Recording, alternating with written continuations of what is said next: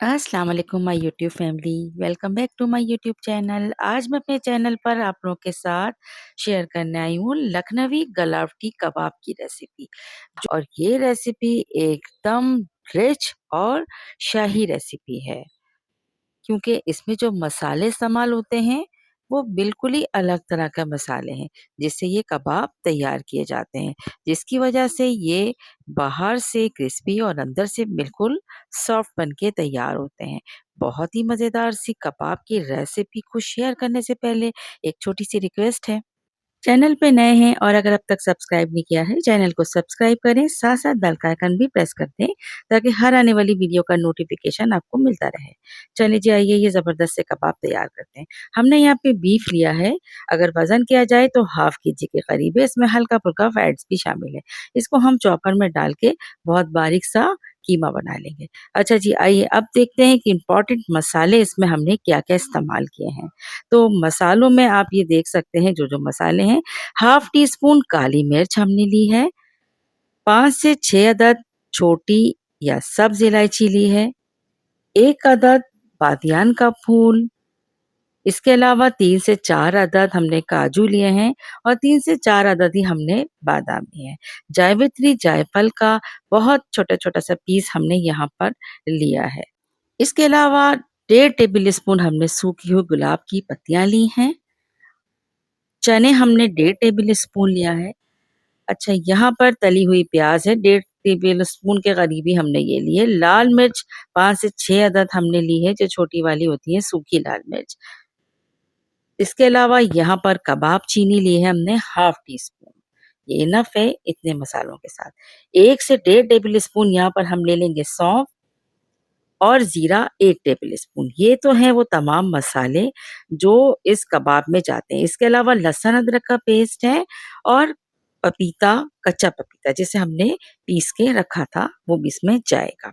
अच्छा, तमाम ड्राई मसालों को हमने अब एक मिक्सी जार में डालना है और इसको बहुत बारीक सा एक पाउडर सा बना लेना है।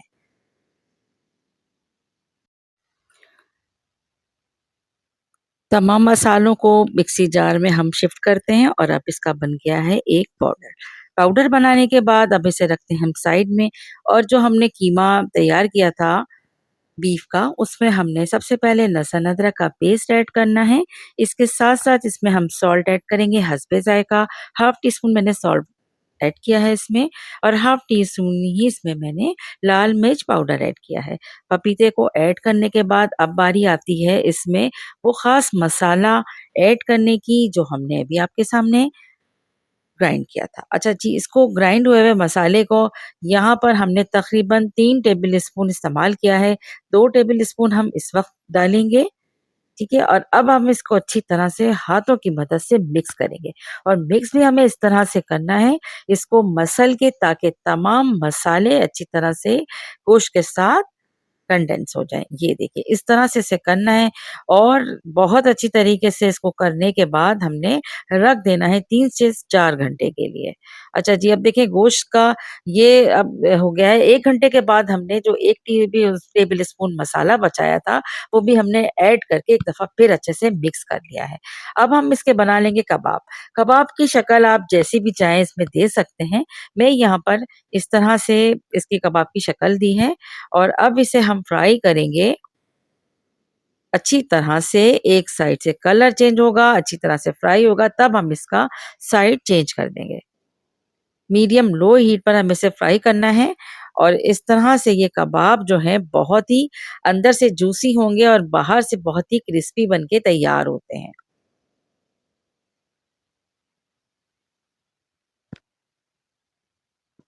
तमाम कबाबों को ऐड करेंगे ऑयल के अंदर फ्राई पैन में और इसके बाद इसे अच्छे से फ्राई कर लेंगे। अब ये एक साइड से अच्छे से सिक गए हैं, यानी कुक हो गए हैं। अब हम इसे साइड को चेंज करेंगे और दूसरे साइड को भी कलर आने तक हमें ट्राई कर लेना। और ये बहुत ही मज़ेदार और बहुत ही ज़बरदस्त से बनते हैं कबाब। लखनवी कबाब या गलावटी कबाब बहुत मशहूर हैं, पाकिस्तान में भी बहुत शौक से खाए जाते हैं। तो आप लोग इस रेसिपी को अब घर में ट्राई कीजिए। रेस्टोरेंट में तो हम सभी जाके खाते हैं, लेकिन जब घर में बनाते हैं तो इसकी खुशी ही कुछ और होती है।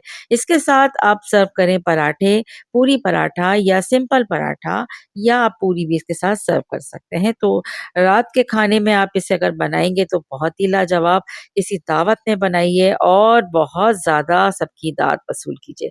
बहुत मज़ेदार, इतना अच्छा इसका टेस्ट होता है, तो जब बनाएँगे तो अंदाज़ा होगा कि वाक़ई बहुत ही नाइस बनता है।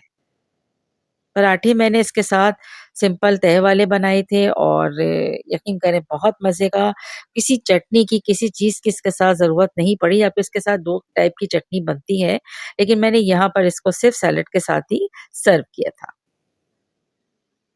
और इस तरह से बहुत मतलब लाइट सा एक पराठा, रोटी टाइप हम बनाएँगे और इसे सर्व करेंगे।